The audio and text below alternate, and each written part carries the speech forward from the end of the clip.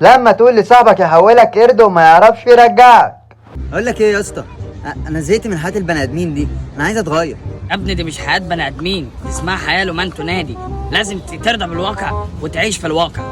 لا يا عم، انا زهقت من الواقع ده، انا عايز اغير، عايز ابقى حيوان. يعني انت قصدك ايه؟ عايز نسخطك؟ عايز نسخطك قرد؟ لا يا اسطى، هجرب كده القرد، لو عجبني اثبت، ما عجبنيش حولني زرافه. خلاص يا ابني انا هسخطك قرد، ويا رب تعجبك وتعيش في الحياة المعفنة اللي هم عايشين فيها دي، وتسيب لنا الواقع بقى.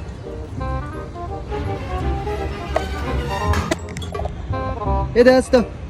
يا نهار اسود، ده انت حولتني قرد بجد. بس اقول لك على حاجه، تصدق حياه القرود احسن بكتير.